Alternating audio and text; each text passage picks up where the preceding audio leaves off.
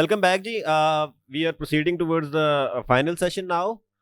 और इस सेशन में as you know we have already did one of the exercise of the breakout sessions, जिसके अंदर हमने कुछ रिकमेंडेशंस प्रिपेयर की with your suggestions. Now I would like the groups to present their recommendations here. आपका कौन सा group है? Group one. Okay. We have the first group, the law enforcement agencies and government departments. So I request them, their group members to come on the dais and present their recommendations. Ladies and gentlemen, Assalamu alaikum. This is the group of law enforcement agencies. Before we formally start discussion on today's topic, I would like to introduce our group. From first side is Madam Sayed Zahra Shah. She is in charge child protection cell. Then we have Sir Ahmed Sandhu. He is representing FIA. Then we have SSP investigation Lahore, Sir Mavran. Then we have Madam Ruxana, who is focal person of child protection in Sakhar. And then we have Sir Sadhu Rahman from labor department. So our discussion will focus on the 4 points. We will briefly touch the child trafficking and its modes, then issues, and then finally the way forward, and then there will be the panel discussion on the questions and answers. So as we can see that child trafficking is a global phenomena in which third world countries are hit the most.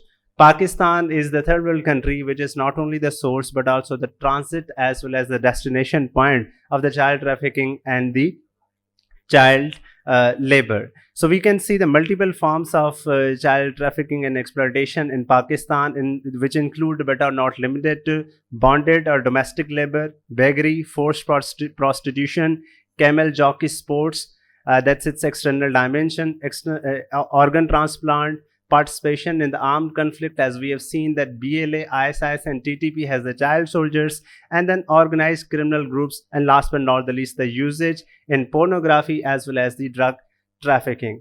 So we believe that this is not only impacting the lives of the children physically and mentally, but also reducing their social development and robbing them of their right to childhood. So we have listed down a number of issues which include but are not limited to: number one, the underreported cases in Pakistan. We see that in 2022 a total of 17,000 cases so far have been registered in Pakistan. But given the quantum of the population that we have, and given the number of cases that we routinely see on the television, that the figure does not match the proportion. Number two is the economic angle of the child trafficking, which includes but is not limited to the cheap labor. We can see the number of factories hiring children for the delicacy in labor like football and other things. We have the issue of the industries which are not going towards automation, and the children and women are still part of that industry. This is also to do with the global supply chains and global dynamics of the capitalism, which has reduced the lives of children to literally nothing. So economic angle has basically been one of many indicators and one of challenges behind the child trafficking within and beyond the country. Third issue is the role of the family. We see a lot of families who are economically impoverished. Either they are in debt or have certain other issues. So we can see that there is the issue of the willful forced labor in this particular domain that needs to be addressed.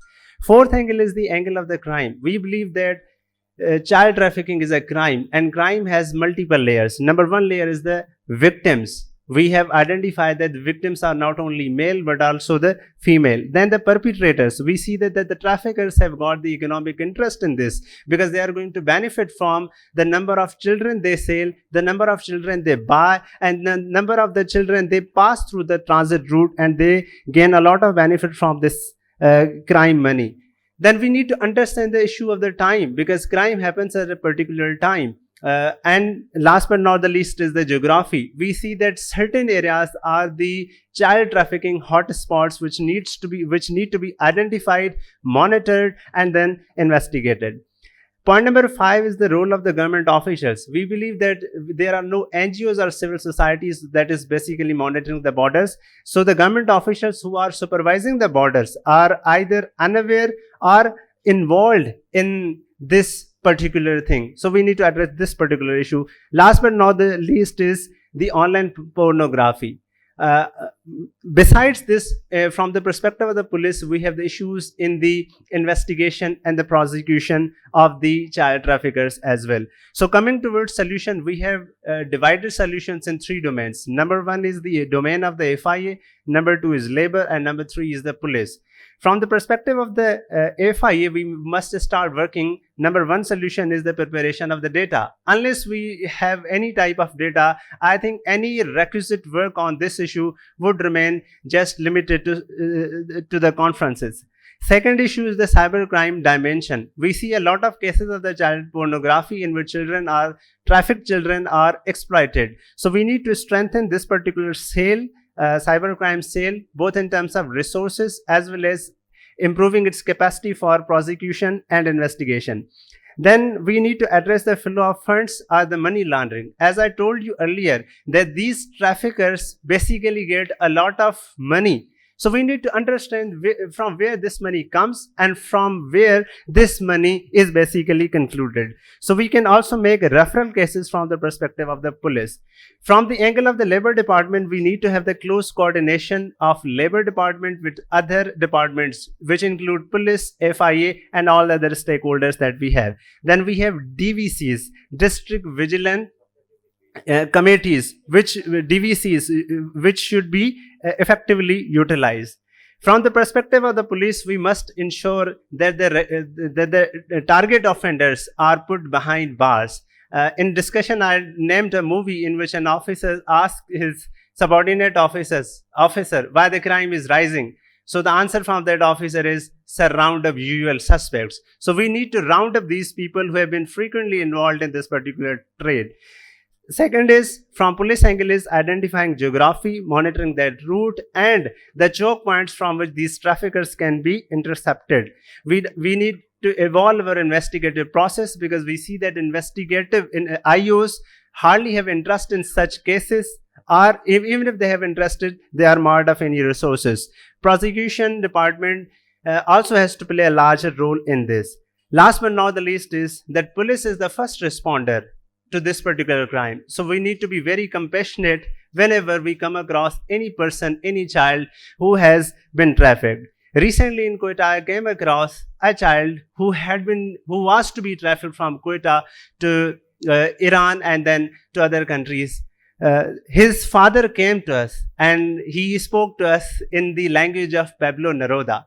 If you could have listened to his imagination, if you could have listened to his words, he would have asked immediate hanging of those individuals.